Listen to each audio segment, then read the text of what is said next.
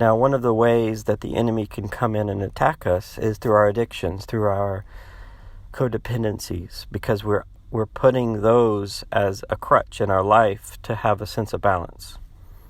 And as long as we hold on to those, it's giving the key to the devil to come in and harass us, which will, it will confuse our relationship with God, because most of the time, if it can't tempt us toward indulging in that practice, and the example I'm going to give is drinking.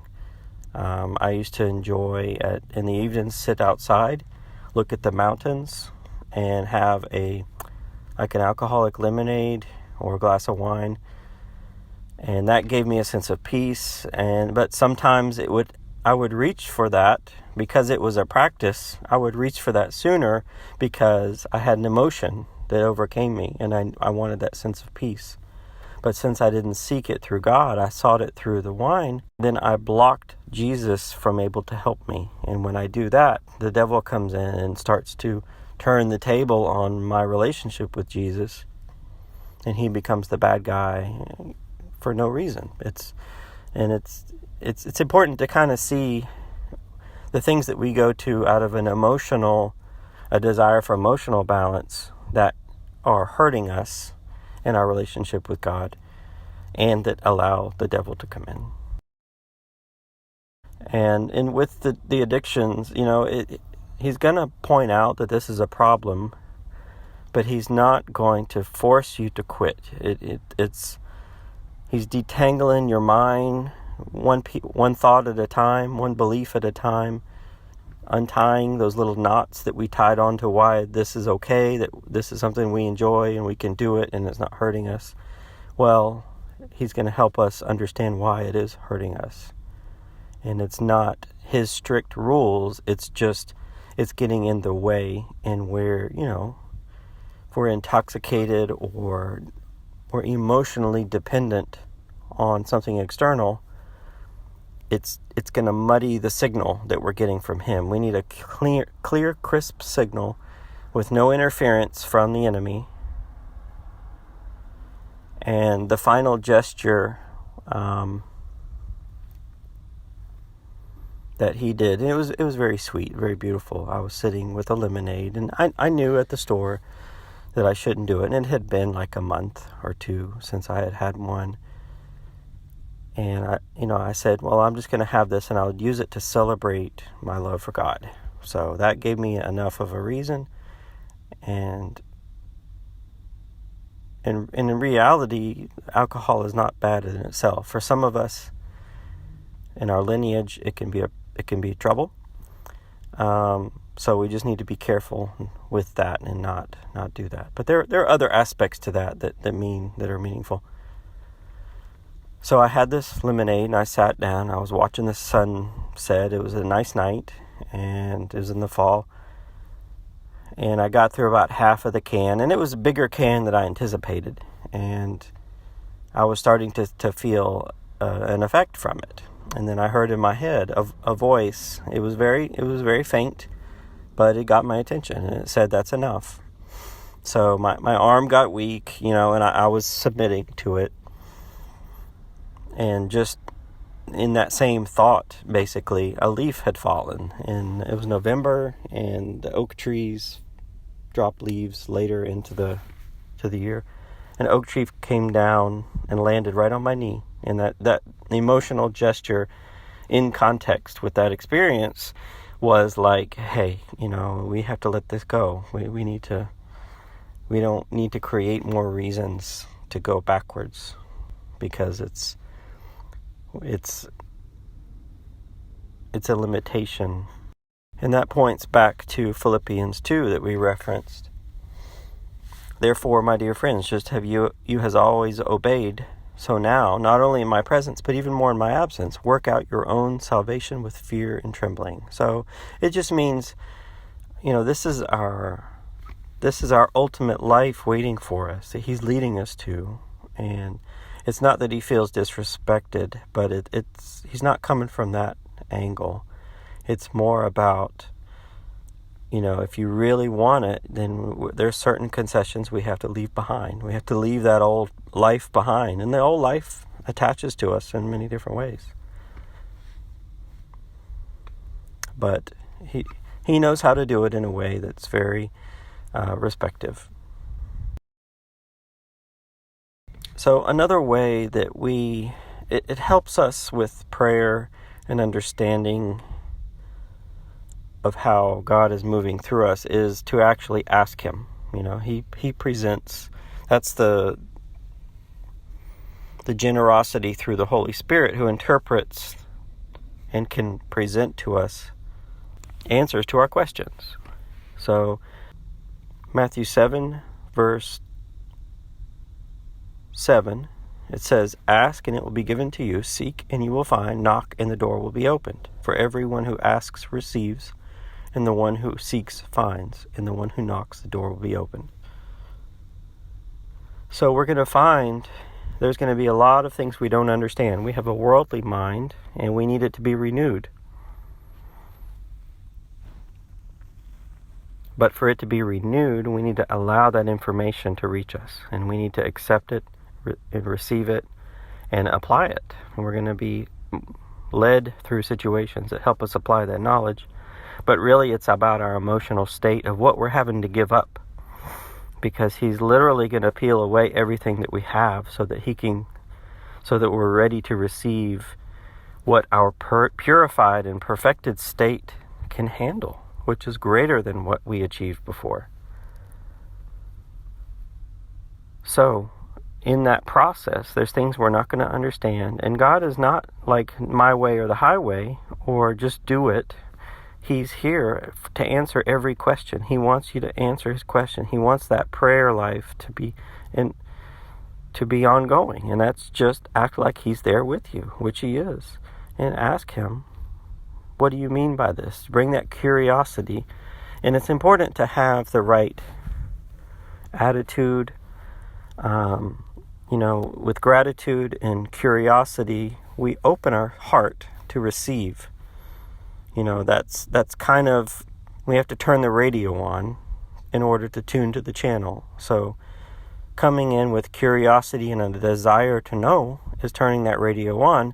Picking the station is, listening to the right voice, because we may wonder about things, and the devil's going to present an answer before we receive God's answer, the Antichrist, that defends our point of view. He's just trying to get in the middle, cause trouble. He's not our advocate. He's actually our opposer. God is our advocate, and he knows what's good for us if we allow. And one good way to allow and to build trust and faith in that relationship with him is to ask him things. Ask him whatever you need. He will provide it. A lot of, when you first get into the idea of prayer, it's like, well, yeah, I pray for $1 million and better health. And that doesn't go anywhere, because, first of all, most of us are just going to take the $1 million and go back and make the same mistakes until we're out again. That's the prodigal son reference. But it's about what we truly need. We need a renewed mind and a strong spirit in order to achieve those other things that will come in time. And on that note, we're going to probably be asked to leave whatever job or however we're making money, or how we relate to money is going to be a big topic. It was especially big for me. I've always been kind of frugal, but I still liked that frugality was almost born of a desire for that. I'd rather have a bigger bank account of security than splurging on things that I actually like, So it was almost a twisted version of humility. But in Matthew 6, verse 31, he's referring to basic provision, a stipend to be able to buy groceries and clothe ourselves. And it says, therefore, he gives a reference to the birds and stuff, but basically saying, therefore, do not be anxious, saying, what shall we eat, what shall we drink, or what shall we wear? For the Gentiles seek after these things, and your heavenly Father knows that you need them all. Gentiles being unbelievers. But the Father knows what you need, and He knows what you want, and He wants to give you the desires of your heart. But the work has to be done first. It's the mullet of spirituality. The business is in front, and we party in the back. So, and then it says, but seek first the kingdom of God and His righteousness, and all these things will be added to you. So, as long as we're coming to God for everything, we're trusting in Him with everything, and we're leaving what we know in the comfort of His, and the confidence in His grace, and His wisdom, omniscience, our trust in Him, we will get provision along the way, but it's going to be a humble journey. Now, in the thread of a humble journey, there I reference Luke 9, verse 3. Take nothing for the road, He told them. No staff, no traveling bag, no bread, no money, and don't take an extra shirt. Whatever house you enter, stay there and leave from there. So, what I feel is applicable in this case, well, first of all, we're not necessarily going to be leaving our dwelling until it's time. We're not going to be leaving anything until we're told to do so, because certain steps need to be established. God needs to set it up for us. He needs to make a way.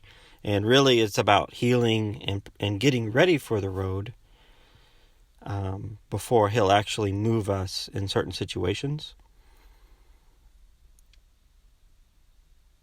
But the concept here, calling back to Matthew 6, we don't have to worry about our provision, what we'll eat, drink, and wear. So that relieves the burden of needing to survive. We don't need to worry about those things, because our burden is going to be enough, in terms of getting ourselves prepared, actually doing the work, the spiritual work.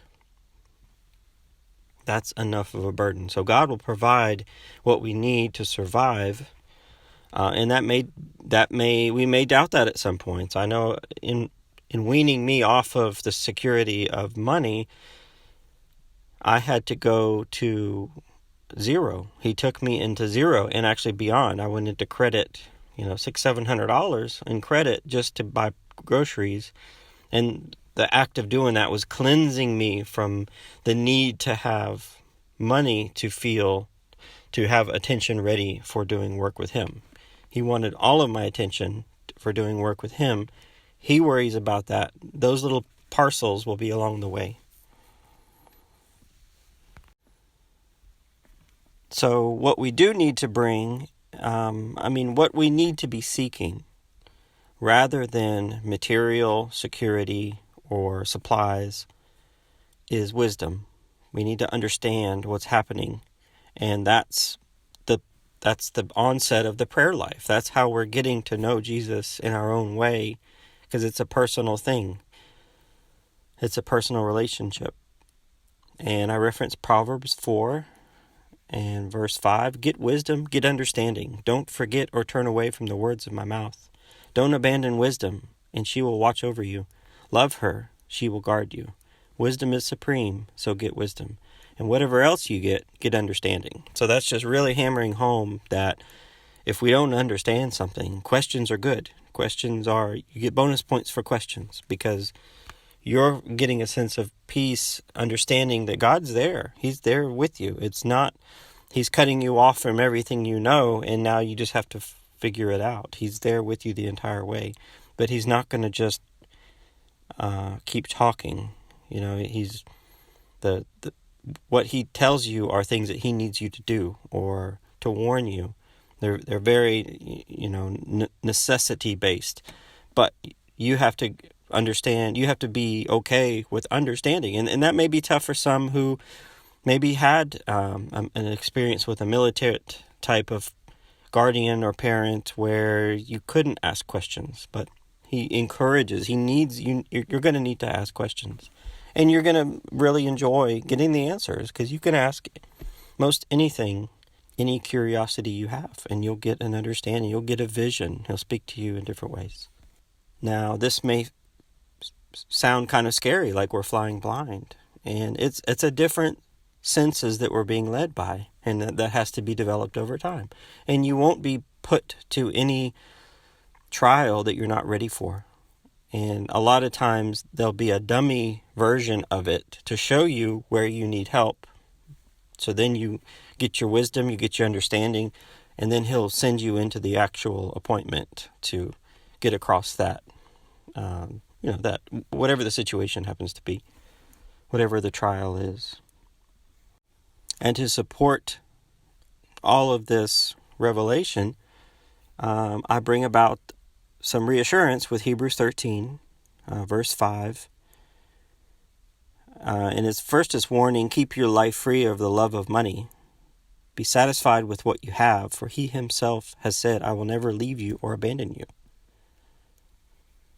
And what that's meaning is, we think if we have money, then we can handle any situation. But money comes and goes. We can't attach our anchor in life around the concept that we have money. We need it around some point of fixed strength, and that's God. And with so doing, he will watch out for us. The physical, the emotional situations that we are led through, they're storms. We're uncertain. But as long as we're attentive to the right voice, and we don't jump ship early, we don't take an exit early, and that's kind of resulting, that's relating to the golden calf, where we think, okay, well, I've done this healing, I feel better about my life, now I can go back and do my old life. Well, that's just not going to work out. Your old life won't receive you. You won't fit in there. That's not what you signed up for. You signed up for the full show, and he won't, he'll be on there pressing his face on your window until you get back on the journey with him. And for those of us who get tempted away from the leading of God and staying within his covering, we get led astray by our desires. And there is a but to that. He won't always save us from those. It depends on how we have sown. If we are merciful to others, then he will show mercy to us and stop us before we sabotage our journey.